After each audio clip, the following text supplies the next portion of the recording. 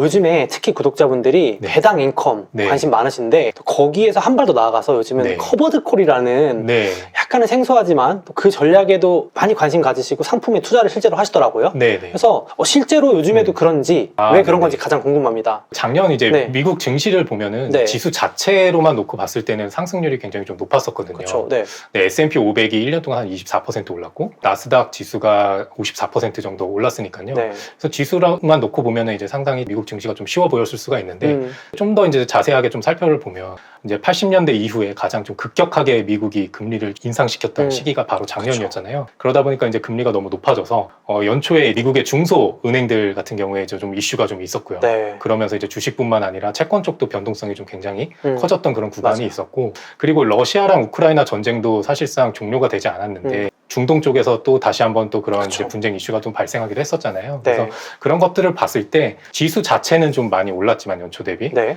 구간을 놓고 보면은 변동성이 상당히 좀 컸었어요. 그래서 투자하시기 쉽지 않았다. 맞아요. 그러다 보니까 이제 투자자분들께서 아무래도 네. 자연스럽게 그런 네. 인컴형, 그러니까 꾸준하게 인컴을 수취할 수 있는 그런 니즈가 좀 높아졌다라고 보고 있고요. 그러면서 이제 커버드콜 전략도 좀 관심을 받게 되고 그쪽으로 좀 많은 자금이 몰린 그런 한 해가 작년이지 않았나 그렇게 좀 보고 있습니다. 그러면은 올해도 네. 혹은 중장기적으로 배당 인컴 관심은 여전히 이어질 거라고 보시는지. 네, 그렇게 보고 있습니다. 방금 마지막에 커버드 콜 얘기를 네. 해줬잖아요. 이게 배당 인컴하고 약간 다른 건지 어떤 차이가 있는지 일단 그게 가장 궁금하거든요. 네. 네네. 커버드콜 같은 네. 경우에는 네. 그런 말씀하셨던 그런 배당, 인컴을 확보하기 위한 투자 전략 중에 하나라고 좀 말씀을 드릴 수가 있을 것 네. 같아요. 그래서 커버드콜이 그러니까 기초 자산을 매수한 상태에서 그 자산에 대한 콜옵션을 매도를 해서 프리미엄을 수취를 하는 그런 구조를 커버드콜 전략이라고 하거든요. 네. 그러니까 좀 쉽게 말씀을 드리면 이거는 아파트 분양권을 프리미엄을 받고 매도하는 것과 거의 동일하다라고 좀 말씀을 드릴 수가 있을 것 같아요. 제가 분양 받았는데 네. 소위 말해서 피 받고 그쵸. 팔아요. 네. 그래서 그때 받은 피가 네. 옵션 프리미엄인 거고 아파트가 네. 기초 자산. 그러니까 우리가 기존에 알고 있던 일반적인 네. 주식에서 나오는 배당금하고는 약간은 다른 형태라고 봐야 되겠네요. 네, 옵션 전략을 추가를 해서 네. 추가적인 재원을 만드는 거죠.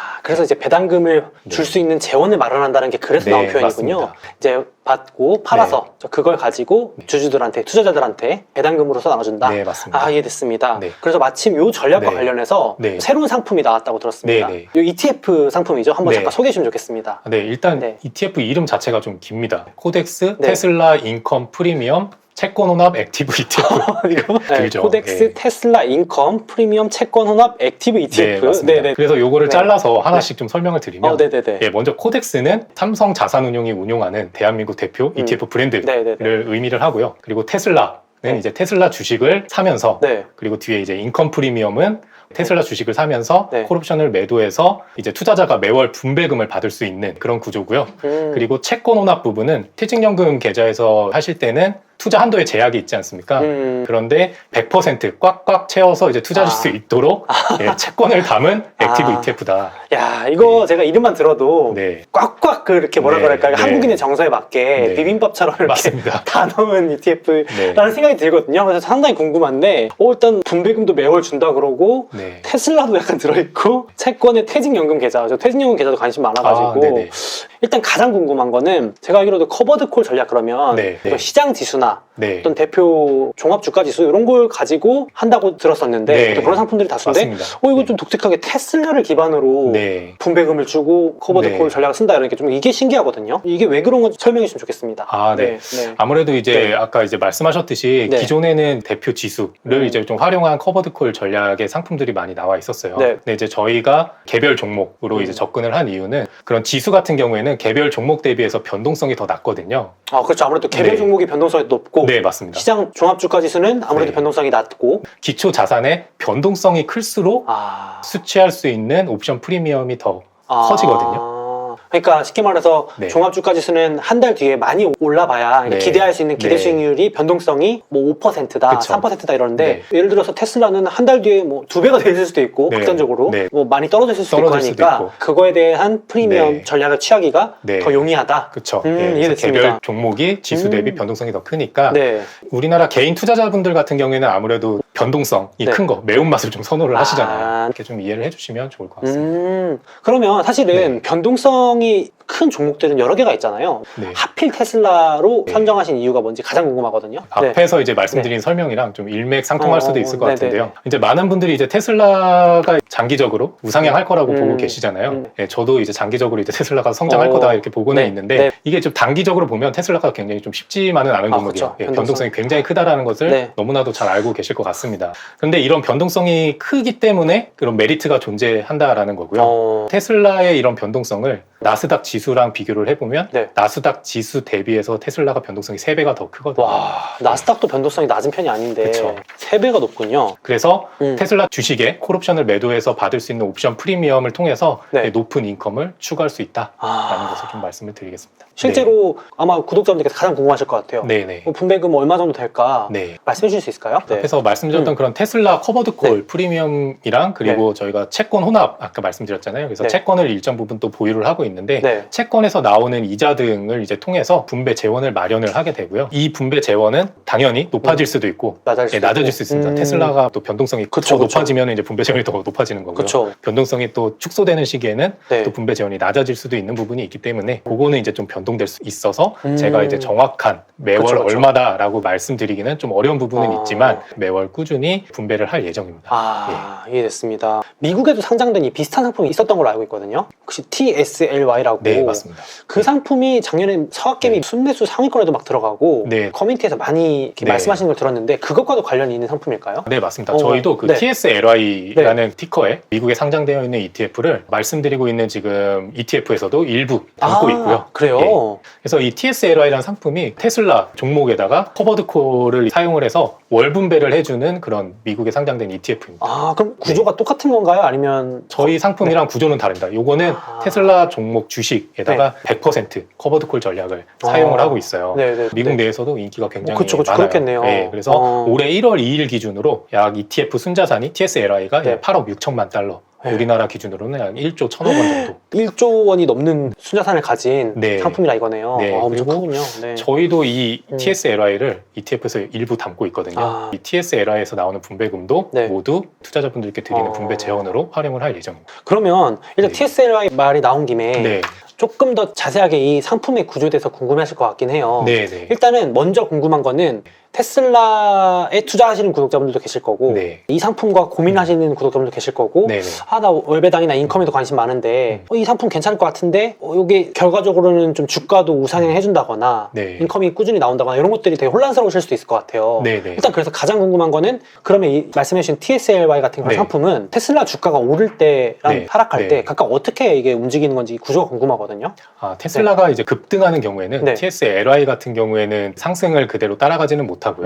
네, 아까 말씀드렸듯이 이미 네. 콜옵션을 매도를 한 상태이기 때문에 그 프리미엄 수치한 이상으로 행사가 이상으로 올라간 부분에 대해서는 먹을 수가 없는 그런 구조죠. 예. 먼저 쉽게 말해서 아파트 분양권을 먼저 팔았으니 네, 나는 맞습니다. 이만큼만 나 수익 낼 거야를 확정 지어버렸으니 그쵸. 예.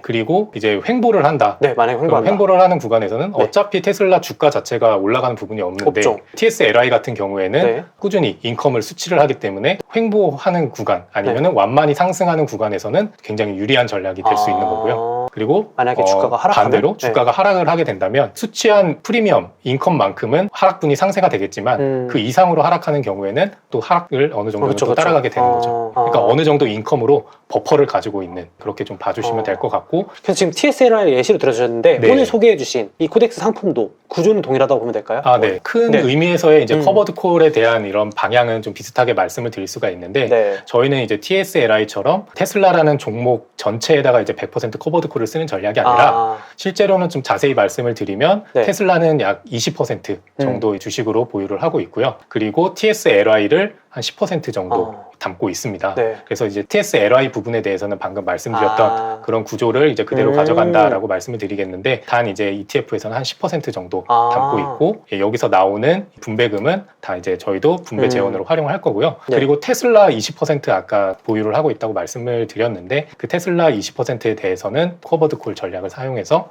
거기서 나오는 것도 저희는 분배 재원으로 사용을 하는 거죠. 그러면 지금 20% 10% 말씀하셨는데 나머지는 나머지는 이제 70% 70%는 네. 국내 채권에 투자를 하고 있습니다. 그 채권이 어떤 건지도 정해져 있나요? 아니면 채권은 국채, 뭐 통한채, 지방채 뭐 이런 쪽이랑 그리고 회사채까지. 그리고 회사채는 AA- 이상 등급으로 이제 우량채 위주로 우량채 구성을 하고 있고요. 그래서 이 채권에서 나오는 이자 또한 있을 거잖아요. 네. 그 이자도 테슬라 옵션 프리미엄에서 나온 것과 합쳐서? 같이 합쳐서 분배 재원으로 활용을 하는 그런 구조입니다. 그 TSLI 자체랑 좀 다른 점은 네. 저희는 채권에 대해서 이제 70% 가지고 있기 때문에 어느 정도 이제 리스크에 방어하는데도 도움이 되는 자산 배분을 좀 했다 이렇게 좀 말씀드릴 수가 있겠습니다. 분배금 잘 나오면은 네. 많이 투자자분들도 관심 많이 가지고 네. 하지 않을까 싶습니다.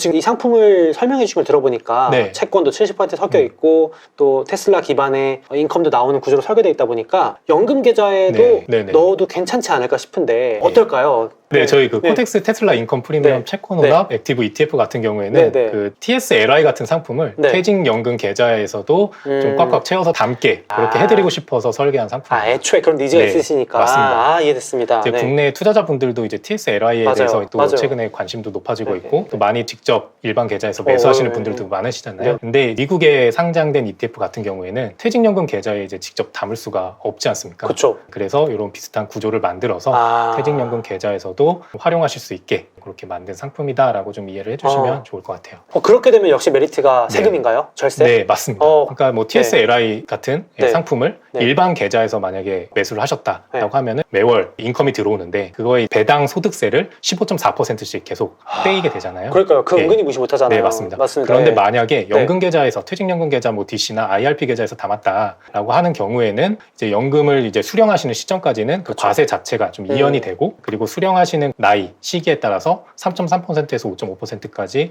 저율과세가 되기 때문에 과세적인 측면에서도 혜택을 받으실 수가 있어요. 인컴을 받으시면서도. 그렇죠. 그래서 그런 부분을 좀 장점으로 저희가 포인트를 잡아서 비슷한 구조로 퇴직연금 계좌에서 담을 수 있게 채권을 담아서 구조를 만들었다 이렇게 말씀을 드릴 수가 있겠습니다. 실제로 저도 배당 투자를 오래 해왔는데 조금이라도 일찍 알았으면 하는 게 이 연금 계좌에 그냥 배당 투자를 담을 걸 이었는데 또 막상 그 연금 계좌에 보면 미국 주식이나 미국 ETF를 직접 담을 수는 없으니 맞아요. 그래서 항상 이게 딜레마였거든요. 네네. 근데 요즘 확실히 니즈가 늘어나고 하다 보니까 이제는 연금 계좌에 절세할 수 있는 배당 투자 상품이 많이 나오고 있는 거라고 봐야겠네요. 맞습니다. 그래서 실제로도 이렇게 배당 키워드가 붙은 ETF들도 많이 생겨나고 있는 것 같고 투자도 많이 하시는 것 같고 그거와 같이 이제 이런 커버드 콜을 활용한 인컴 프리미엄 채권 혼합 ETF 이런 게 나왔다고 봐야 되겠네요. 실제로 이게 쌓이면은 1년에 15.4% 이 배당 소득세도 좀 절세가 되고 누적되면 되게 크겠네요. 이거는 그러면 채권 70%가 혼합되어 있기 때문에 이걸로 꽉 채워서 담을 수 있는 거군요. 네, 맞습니다. 만약에 그 TSLI처럼 주식으로만 꽉 채워서 이걸 만들었다면 퇴직연금 계좌에서는 70%까지밖에 담을 수가 없는 거죠. 저도 보니까 주식을 100% 채울 수가 없고 연금 계좌는 네, 맞습니다. 제도상의 이유로 위험 자산은 70%까지. 주식은 70, 위험 자산은 70, 반드시 채권 성격의 안전 자산을 30 담아야 되잖아요. 맞습니다. 근데 이제 이 상품은 애초에 설계가 채권과 혼합되어 있기 때문에 맞습니다. 그냥 100% 이것만 계속 모아가셔도 된다. 네, 맞습니다. 거기다가 아무래도 채권이 요즘 또 관심도 많으시잖아요, 구독자분들께서. 아무래도 금리가 정점을 찍었다 이런 기대감도 있다고 봐도 될까요? 네, 맞습니다. 최근에 이제 금리 자체가 과거 평균 대비 좀 높아져 있는 수준이잖아요. 물론 작년 연말 이후에 급격하게 또 다시 좀 내려오긴 했지만 최근에 또 다시 조금 올라가고 있는데 전체적인 레벨에서 보면은 금리 자체가 지금 높아져 있는 구간이기 때문에 채권의 메리트가 높아져 있는 신규로 진입하기에는 높아져 있는 구간임에는 분명하고요.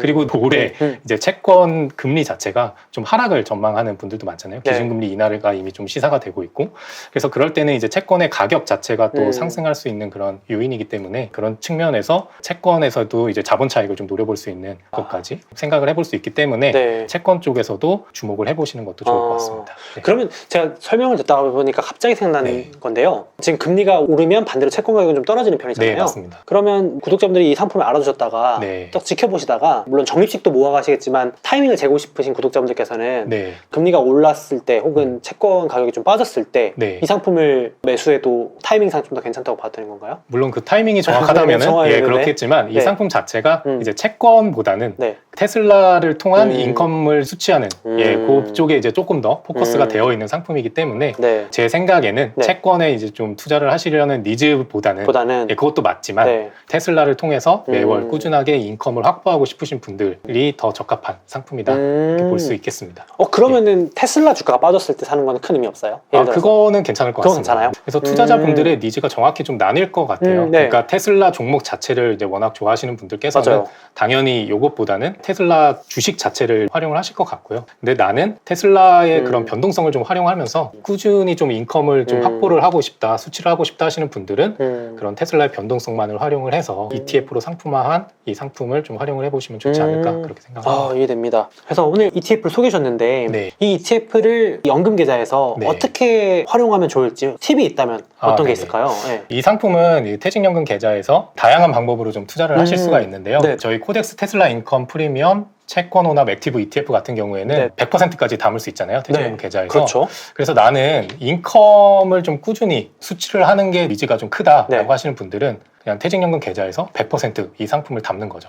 그냥 네. 계속 담아가시면 네, 어차피 맞습니다. 월마다 분배금이 나오니까. 네. 근데 퇴직연금 계좌 같은 경우에는 위험자산 한도가 70%이기 때문에 그 70%를 주가가 상승을 한다라고 해서 그게 넘어가 버리면 그만큼 또 매도를 해서 계속 또 비중을 낮춰줘야 되는 번거로움이 있잖아요. 그렇죠. 저도 보니까 네. 70, 30을 맞춰놨는데 네. 이 주식 자산이 많이 올라서 맞습니다. 팔 때 이거 되면 더 못 사고 네. 채권을 더 사던지 네, 맞습니다. 팔아서 줄이던지 해야 되더라고요. 맞습니다. 그런 번거로움이 그렇죠. 있던데. 네. 우리의 성향상 보통 네. 위험 자산을 70% 꽉꽉 채우잖아요. 그러다 채우고 싶죠. 보면은 네네네. 네, 그런 식으로 계속해서 리밸런싱을 해야 되는데 네. 그런 게 난 번거롭다. 네. 나는 그냥 인컴을 최대한 확보를 하고 싶다라고 하시는 분들은 이 ETF를 퇴직연금 계좌에서 100%까지 채워서 가져가시는 방법이 있겠습니다. 그런데 이제 반대로 네. 나는 좀 테슬라의 주가 상승도 어느 정도 좀 가져가고 싶다 하시는 분들은 저희 코덱스에서 또 마침 또 상품이 하나 있는데 코덱스 테슬라 밸류체인 ETF가 있어요. 그 ETF 같은 네. 경우에는 주식형이기 때문에 네. 퇴직연금 계좌에서 70%까지만 투자가 가능하거든요.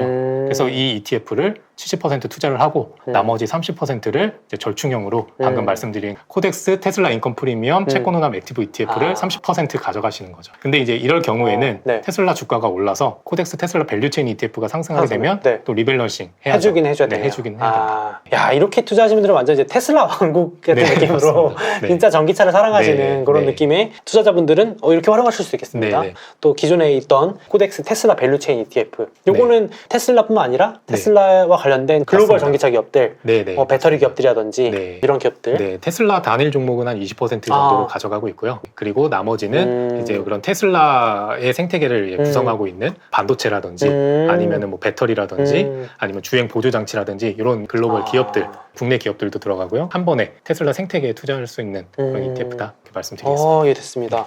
분명히 투자 스타일이 다르실 거거든요. 네. 그래서 좀 더 인컴에 집중하고 싶다 하시는 분들도 있고 네. 그래도 나는 시세 차익도 한번 노려보고 싶다 하시는 분들은 이렇게 7대3 비율로 네. ETF를 활용하시는 방법도 있겠습니다. 네. 자, 그래서 오늘 새로 나온 이 ETF에 대해서 소개를 해주시고 계신데요. 그래도 우리 구독자분들께 이 상품을 투자할 때 좀 조심할 거, 리스크들은 솔직하게 언급을 해주시면 좋을 것 같아요. 네네. 어떤 것들을 유의해야 될지 말씀해 주시면 좋겠습니다. 앞에서 이제 계속 설명드렸던 게 커버드콜 전략이었잖아요. 네, 네. 이 커버드콜 전략 같은 경우에는 이제 불확실한 그런 주가 상승 대신에 프리미엄을 안정적으로 좀 수취하는 그런 전략이기 때문에요. 아무래도 그 대세 상승장에서는 수익률이 일부 좀 제한이 될 수 있다라는 점을 조심해야 될 부분으로 좀 말씀을 드릴 수가 있겠고요. 따라서 테슬라의 그런 대세 상승을 좀 예상하셔서 자본 차익을 추구하고 싶다 하시는 분들은 아까 말씀드렸던 저희 코덱스 테슬라 밸류체인 ETF를 좀 활용을 하시면 좋을 것 같고요. 반대로 나는 좀 테슬라가 횡보하거나 완만하게 상승할 것이다 라고 예상하시는 분들은 그리고 또 꾸준하게 인컴을 수취하시려는 그런 니즈가 있으신 분들은 저희 코덱스 테슬라 인컴 프리미엄